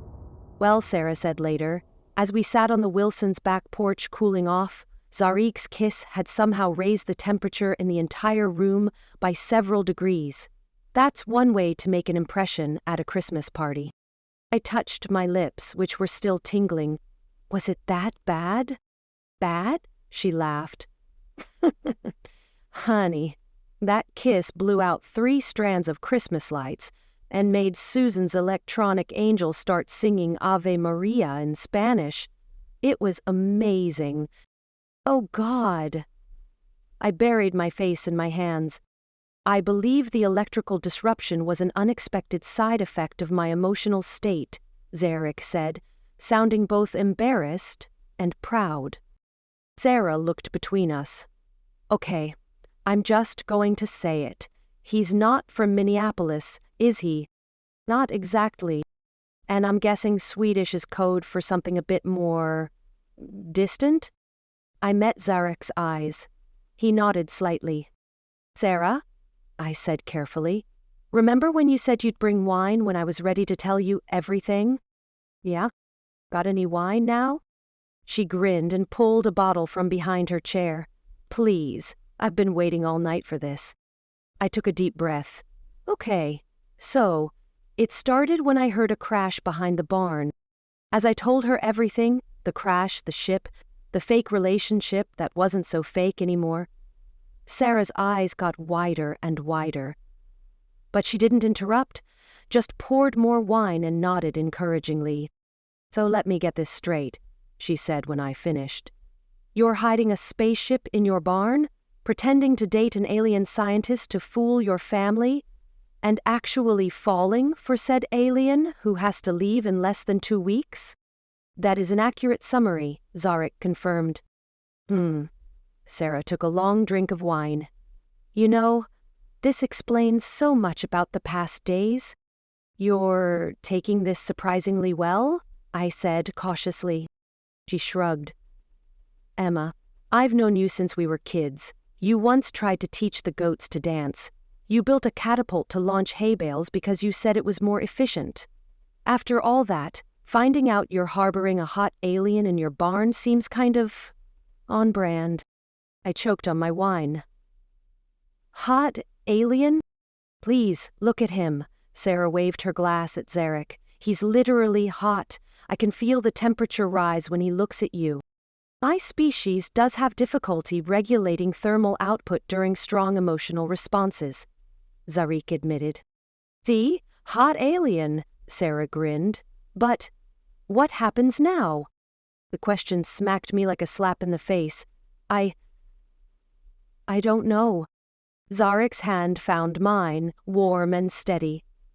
"Now," he said softly, "we stop pretending." "But you still have to leave," I whispered. "Perhaps." His eyes held something that made my heart race. "Or perhaps there are other possibilities we have not yet considered." "Like what?" "Like the fact that the Galactic Alliance has been considering establishing an Earth observation post," he said carefully, "to study your agricultural methods and monitor bovine digestive processes." I stared at him. "Are you saying—" "I'm saying that diplomatic positions often require long-term planetary assignments." "Oh my God," Sarah whispered into her wine glass. "He's going to become a farmer for you." "An agricultural liaison," Zarek corrected primly. "But I admit, I have grown quite fond of Bessie." I couldn't contain my laughter and tears welled up in my eyes. "You'd do that? Give up space travel and important scientific missions to study cow digestion in Minnesota?" "Emma," he turned to face me fully, his expression serious. "I have traveled to 37 solar systems, negotiated 17 peace treaties, and studied countless alien species, but none of them have ever made me feel the way I do when you explain goat behavior patterns or defend your farm to condescending ex-mates." "Oh," I breathed. "Also," he added, "your mother's baking is superior to any sustenance I have encountered in the known galaxy." Sarah snorted. "Wait until she hears her future son-in-law is literally an alien." "Zara." "What? I'm just saying.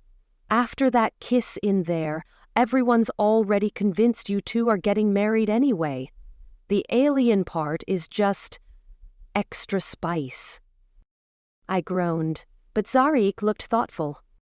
"Earth marriage customs are quite fascinating," he mused. "Perhaps we should focus on surviving Christmas dinner first." "Speaking of which," Sarah stood, brushing off her dress, "I should get back inside before someone comes looking. I'll run interference if anyone asks about the light show earlier." As she reached the door, she turned back with a wicked grin. "Oh, and Zarek? If you're staying on Earth, we really need to work on your slang. Yo-Dog went out of style about 20 years ago." After she left, I leaned my head on Zarek's shoulder. "So, agricultural liaison, huh?" Unless you object." "Are you kidding? My alien boyfriend wants to stay on Earth to study cow digestion and make my ex-boyfriend look crazy. What's to object to?" His laugh rumbled through his chest. "I find I quite enjoy being referred to as your boyfriend." "Yeah?" I tilted my face up to his. "What about being referred to as my agricultural liaison?" "I prefer mate," he murmured, leaning down, "though perhaps we should conduct further research on Earth relationship terminology." "Further research sounds good. I agreed, just before his lips met mine. And if the Wilson's backup generator suddenly kicked on for no apparent reason? Well, that's just what happens when you kiss an alien on Christmas Eve. The drive home was quiet, but a different kind of quiet than our trip to the party. This one was full of stolen glances and hidden smiles, his hand warm on my knee as I navigated the snowy roads. "Your mother sent 7 messages to your communication device," Zarik noted as we pulled up to the farm. "Probably wanting details about the light show at the party. I killed the engine but didn't move. We should check on your ship. The quantum drive has been unusually vocal today." As if on cue, a muffled burp echoed from the barn. "Does it always get worse when you're emotional?" I asked, remembering the sparks during our kiss. He looked slightly embarrassed. "The ship's systems are somewhat linked to my biological responses. Strong emotions can cause fluctuations in the quantum field. So what you're saying is," I grinned, "your spaceship gets hiccups when you're turned on?" That is a gross oversimplification of a complex quantum mechanical process. But his lips twitched. "You're not entirely inaccurate." Another burp from the barn, louder this time. "We should really check those quantum hiccups," I said, but made no move to get out of the truck. "We should," he agreed, his hand sliding up from my knee to my thigh. The temperature in the truck rose noticeably. "Zarik?" "Yes? Are you going to kiss me again?" His amber eyes glowed softly in the darkness. "I was considering it.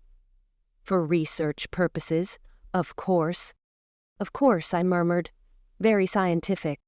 "Indeed, I should study the correlation between proximity and electrical discharge." "Wouldn't want to neglect your research." He leaned closer, one hand coming up to cup my cheek. "Emma?" "Huh?" "I find your attempts at maintaining scientific discourse extremely attractive." I laughed. "You would, you big alien nerd." Then his lips found mine, and talking became significantly less important. The kiss started soft, experimental, right up until I slid my fingers into his hair and accidentally brushed one of his pointed ears. The sound he made was definitely not human. And suddenly I was in his lap, the steering wheel digging into my back as electricity danced across my skin. A series of rapid burps from the barn was followed by what sounded suspiciously like Bessie mooing in protest. We broke apart, breathing hard. "Perhaps," Zarik said, his voice rougher than usual, "we should continue this research in a location further from sensitive quantum equipment." Good idea. I was pretty proud that my voice only shook a little. "We should definitely check on that ship first, though." "Definitely." Neither of us moved. "Zarik?" "Yes?" "Lower. Your skin is glowing again." He looked down at his hands, which were indeed giving off a faint luminescence. "Ah, it appears my control over my appearance is somewhat compromised at the moment." "Because of the kissing?" "Because of you," he corrected softly. "Oh." Before I could respond, a sharp knock on the truck window made us both jump. Tommy stood there, grinning like the cat that got the cream. "If you two are done steaming up the windows, Mom wants to know if you're coming in for hot chocolate. Also, the barn is making weird noises again." I dropped my forehead to Zarik's chest with a groan. "I'm going to put locks on every door in this place." His laugh rumbled through me. "Perhaps we should accept your mother's offer. I find I am quite curious about this hot chocolate." "Fine." I climbed off his lap, trying to straighten my dress. "But no more kissing until we fix whatever's wrong with your ship.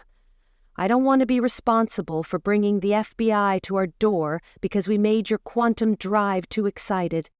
A wise precaution, but his eyes sparkled.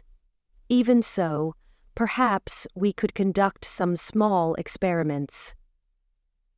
For science," I agreed, taking his hand.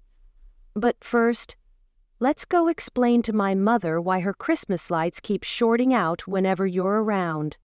As we walked toward the house, the snow glittering under the stars, I couldn't help smiling, because maybe, just maybe, this Christmas was turning out to be exactly the kind of crazy I needed. Mom was waiting in the kitchen with 3 mugs of hot chocolate, each topped with a small mountain of marshmallows. Her eyes immediately zeroed in on our joined hands. So, she said, trying and failing to hide her smile, you two caused quite a stir at the party tonight. You could say that, I muttered, accepting a mug.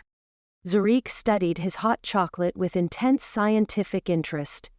This appears to be a complex mixture of heated dairy products and processed cacao beans, topped with gelatinous sugar formations. Mom blinked. You've never had hot chocolate before. It is not common in Minneapolis, he said carefully. Or Sweden, I added quickly. Right. Mom gave us a long look. Well, try it. Though you might want to wait a minute, it's quite... Zarek took a large sip and his eyes widened dramatically. The kitchen lights flickered. Hot, Mom finished. This is... He stared at the mug in wonder. The combination of temperature and sweetness creates a remarkable sensory experience. It's just Swiss Miss with extra marshmallows, I laughed. Miss who? The brand, honey. The endearment slipped out naturally, and I felt my cheeks heat up. Mom's smile widened. You know, Zach? Emma's father proposed to me over hot chocolate. I choked on my drink. Mom? What? I'm just sharing a family story. But her eyes twinkled. Still, I don't remember the lights flickering quite so much when he kissed me. Zarek's skin temperature rose noticeably beside me. I apologize for any electrical disturbances. My emotional responses can sometimes affect nearby systems. Mom stirred her hot chocolate thoughtfully. You know, that reminds me of the strangest thing. Earlier today, Mrs. Peterson swears she saw blue lights coming from our barn and heard what she described as peculiar noises. I froze. That's weird. Very weird, Mom agreed. Almost as weird as Jason's alien stories, or the way certain things seem to spark when you two are together. The kitchen was suddenly very quiet, except for the soft burbling of Zarek's ship in the distance. Mom, I started, not sure what I was going to say. She held up a hand. Emma, honey, I've lived on this farm for 30 years. I've seen a lot of strange things, but I've never seen you look at anyone the way you look at him. She turned to Zarek. And I've never seen anyone look at my daughter the way you do. Even if you do occasionally glow. Zarek straightened formally. Mrs. Hayes, I assure you my intentions toward Emma are completely alien, she suggested mildly. We both stared at her. She sighed. Did you really think I wouldn't notice? The way you talk, the technical difficulties with electronics, the fact that you seem fascinated by everything from cinnamon rolls to cow digestion? She smiled. Plus, your ship isn't exactly quiet. My ship? Zarek's voice rose slightly. It's been burping all day, Mom said, rather loudly, and that blue glow is pretty distinctive. I slumped in my chair. How long have you known? Since the first moment. Though the kiss at the Wilsons certainly confirmed things. She took a sip of her chocolate. The Spanish singing angel was a nice touch. And you're okay with this? I gestured between me and Zarek. Honey, after Jason, I'd be happy if you dated a turnip. The fact that you found someone who looks at you like you hung the moon, even if he's not from around here. She shrugged. Well, that's just a bonus. Mrs. Hayes, Zarek said formally, I wish to formally request permission to court your daughter and possibly establish an agricultural research station on your property. Mom laughed. As long as you keep the burping to a minimum during milking time, it upsets Bessie. I looked between them, feeling tears prick my eyes. Mom? She stood and came around the table to hug me. Just promise me one thing? What? When you do get married, try not to short out the church lights during the kiss. Mom. But as she left us alone in the kitchen, winking on her way out, I couldn't help smiling, because somehow, impossibly, this was working. So, Zarek said, studying his empty hot chocolate mug. About that agricultural research station. I laughed and pulled him down for a kiss. The lights flickered. The ship burped. And somewhere in the barn, Bessie mewed in resignation. Just another normal Christmas Eve on the Hayes farm. Chapter 8. Epilogue. Christmas morning dawned bright and cold, the kind of crystalline Minnesota winter day that made everything look like it had been dusted with diamond powder. I found Zarek in the barn, attempting to explain the concept of Christmas to a very unimpressed Bessie. And then an elderly male in red attire enters dwellings through waste disposal chimneys to distribute wrapped objects, he was saying earnestly. You know, I leaned against the stall door. When you explain it like that, Christmas does sound pretty weird. He turned, and my heart did that funny flip it always did now when he looked at me. Your Earth customs are fascinating, if somewhat illogical, says the alien whose spaceship gets emotional hiccups. The quantum drive's responses are perfectly logical within the parameters of... I cut him off with a kiss, which was quickly becoming my favorite way to stop his scientific lectures. The temperature in the barn rose several degrees. Emma! Mom's voice carried from the house. Breakfast before presents. I pulled back reluctantly. We should go in. Christmas morning breakfast is sacred in this house. Ah, yes, the traditional consumption of circular bread products with tree sap. Pancakes with maple syrup, I corrected, laughing. And don't let Nana hear you call it tree sap. He caught my hand as I turned to leave. Wait. I have something for you. You didn't have to. It is customary to exchange gifts on this holiday, correct? He reached into his pocket and pulled out what looked like a small crystal, about the size of a marble. As he held it, it began to glow with a soft blue light. What is it? A quantum resonance crystal. He placed it in my palm, where it warmed instantly. They are used for, maintaining connections across vast distances. My throat tightened. Like, between Earth and wherever you're from? That was the original intention. He curled my fingers around the crystal. But I find I would prefer to use it for much shorter distances, perhaps between the house and barn? It took me a moment to process what he was saying.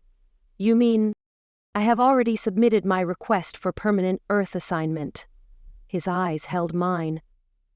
The Galactic Alliance is quite interested in establishing an agricultural research station here, particularly after I sent them detailed reports on bovine digestive efficiency. You're staying? My voice cracked. Really staying?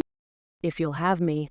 He smiled that star-bright smile. I should warn you, the quantum drive may require significant maintenance, possibly years of careful observation. Years, huh? I stepped closer, sliding my arms around his neck.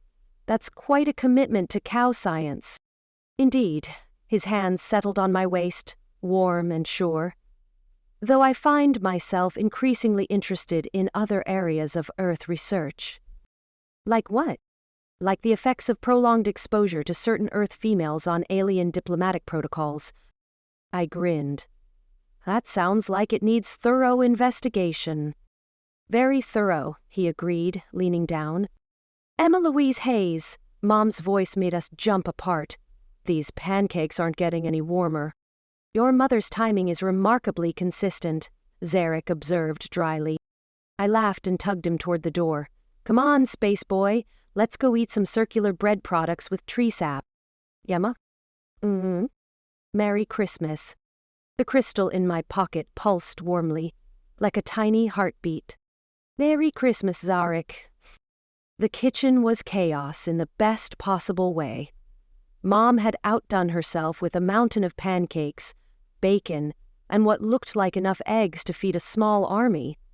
Tommy and Sarah were already there, their twins creating pancake art that looked more abstract than edible. "There they are," Nana announced as we walked in. "I was starting to think you two got lost between the barn and the house." "Just explaining Christmas traditions," I said quickly. "Is that what they're calling it these days?" Sarah muttered into her coffee. Zarek, bless him, managed to look both dignified and slightly embarrassed as he took his seat at the table. Dad looked up from his newspaper. "So, Zach," he said casually, "Tommy tells me you're planning to stick around for a while." Nana nearly dropped the plate of pancakes I was passing. "He does?" "Agricultural research is a long-term commitment," Zarek said smoothly, "particularly when studying local farming methods and bovine behavioral patterns." "Bovine behavioral patterns?" Nana repeated, her eyes twinkling. "Is that what had the lights flickering at the Wilsons' party?" "Nana, what? I'm just taking an interest in science." She winked at Zarek. "However, I have to say, you're much more interesting than that lawyer." "Speaking of Jason," Mom cut in, passing the syrup, "has anyone heard from him since his performance last night? Last I heard, he was telling anyone who'd listen about aliens invading the Hayes farm." Sarah grinned. "Ridiculous," Dad muttered. "I have to ask, what's with all the blue lights in the barn lately?" "Energy-efficient lighting," I said at the same time Zorik said. "Quantum resonance testing." Dad stared at us, his expression a mix of confusion and skepticism. Sarah took a long drink of her cocoa, hiding her smirk behind her cup as she observed the exchange with mild amusement. Meanwhile, Mom winked knowingly and served Dad his pancakes, trying to ease the tension in the room. "For the cows," I added weakly. "It's very scientific." Tommy snorted into his coffee. "Sure, scientific. That's definitely what's making the barn glow at night." "Well, whatever it is," Mom said brightly, "I think it's lovely. Adds a nice festive touch to the farm." "Maybe tone it down during milking time," Dad suggested. "Bessie's been a bit jumpy lately." "I will endeavor to maintain better quantum containment," Zarek said seriously, then caught himself. "I mean, I will adjust the lights." Sarah choked on her pancake. "So," Nana leaned forward, "when's the wedding?" This time I really did drop my fork. "Nana?" "What? I'm not getting any younger, and I'd like to see you married before I go, even if it is to a handsome alien scientist." The kitchen went dead silent.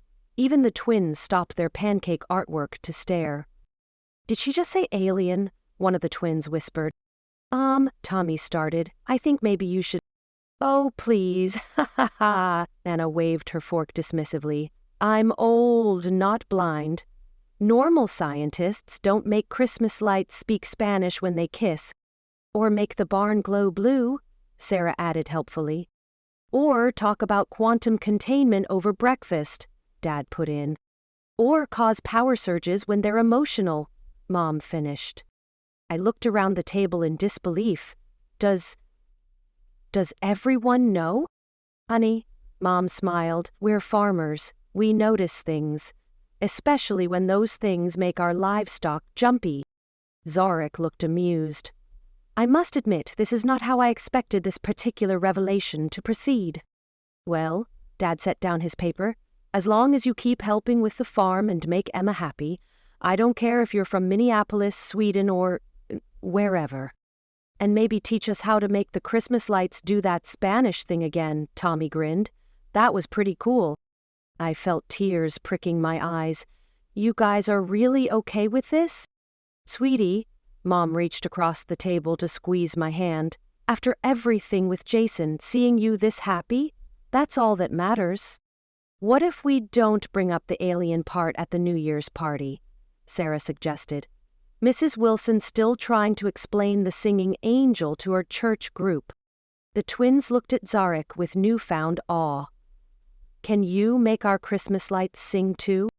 "That was an unintentional side effect of emotional resonance," he explained, then caught my eye and smiled. Perhaps we could conduct some controlled experiments. After presents, Mom said firmly, and please try not to short out the tree lights during the gift exchange. No promises, I murmured, squeezing Zarek's hand under the table. The lights flickered. Just a little. And as my wonderfully weird family went back to their pancakes, now discussing the pros and cons of alien-enhanced farming equipment, I thought this was probably the strangest and best Christmas morning the Hayes farm had ever seen. Did Emma and her alien scientist make your heart melt faster than a quantum drive? There's a whole galaxy of romance waiting for you. Blast off to reamstories.com/Ava Marten, where you'll discover extended and spicier versions of your favorite stories, exclusive character art and behind-the-scenes content, bonus scenes that are too hot for YouTube, early access to upcoming releases. Don't forget to smash that subscribe button and hit the notification bell to catch new stories every week, because in this corner of the universe, we believe love is infinite and romance is just a starship away. Join the Stellar Kittens community on Ream, where the stories are spicier and the stars burn hotter. Remember, in space, no one can hear you swoon, but they can definitely feel the heat. All links in the description below. Safe travels, space lovers.